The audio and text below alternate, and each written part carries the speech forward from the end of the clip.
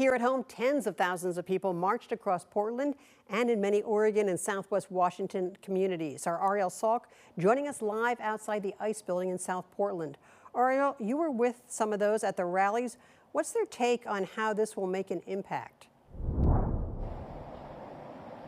Well, they really hope that coming together, showing their, how they're angry, they're frustrated, and showing how many people will show up will really give that impression of what they're really fighting for. We saw tens of thousands of people, children, family, dogs, art installations, even food vendors out there. Now we're here at ICE. Now a lot of those folks, those protesters are coming out here right now. We're kind of giving a wider shot to try to avoid any kind of profanity, but there is maybe a couple hundred people here, though I am hearing that there are plans for a lot more. No counter protesters out here quite yet, but we did see some out at the waterfront during those rallies. But some of these folks are blocking this driveway right here at the ICE facility, preventing any cars from going into the facility, but they are not blocking the traffic coming in and out of this area. But throughout the day, people met up at several locations around the city, including at the convention center. Later, that crowd met along a waterfront, marching across the Steel and Burnside bridges, now blocking traffic, but then they did come back downtown, passing several federal buildings and ending that march at that waterfront. Now, advocates say, these groups, including Indivisible, 5051, several labor groups, and civil rights. They say that these events allow people to come together to show their frustrations at the current administration. People say it's, immigration policy, inflation, U.S. involvement in the U.S., or in the Middle East, excuse me. Now, I also spoke with several people who are joining that rally today with their friends, family, and their little children. This is a great way to feel connected to other states. It's really important to stand together as a country for what's right. Tell me a little bit about what you've been seeing today.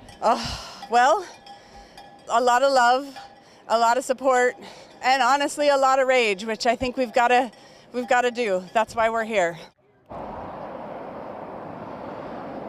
Now, as I mentioned, a lot of these protesters in the past, this is that second No Kings March, a lot of them do come here at the ICE facility in South Portland. And now this week, an appeals court reversed a decision to pause a federal force outside the Portland ICE building, meaning they can use chemical munitions, including tear gas, on protesters. Now, like I said, we've been out here for, about 30 minutes, an hour. I haven't seen any of ICE or federal agents come out as of yet. Sometimes they sit up on the roof and peer down. Haven't seen them yet, haven't seen any counter protesters, but we are under the impression that there may be more people coming out here, so we're going to stick around and see how this one unfolds. Reporting live in South Portland, Ariel Salk, KOIN 6 News. All right, thanks, Ariel. We may check in with you in a little while once again. Oregon Governor Tina Kotek addressing No Kings protesters today in Northeast Portland. She was at the Convention Center Plaza rally. Kotek, joined by union leaders, talking about Oregon keeping the National Guard from patrolling Portland streets, and federal food assistance was not cut off. Voter information from Oregon not turned over to the federal government. She ended the speech with a call to protect the most vulnerable in our communities. Our immigrant and refugee neighbors and coworkers and friends and small business owners, they're under attack, and when they're under attack, we are all under attack. And I want you to know, as your governor, when the federal government says, give us your data, show us your voter data or your healthcare data to send in ICE raids, I will not yield to those requests. Kotek has served as governor since 2022 and is running for re-election this year. Her campaign staff had sent out notice about this appearance today. God bless, and once more,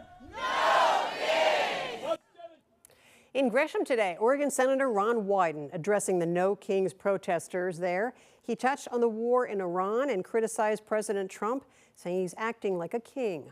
Wyden told protesters they have the power to impact politics when they band together. it's so important because political change doesn't start in Washington, D.C. and then trickle down. It's grassroots up. And all over America, we're going to have these No King kind of rallies. I think it's incredibly good. You know, gas is almost $6 at this point, and we got to have some people who are going to stand up for the typical citizen.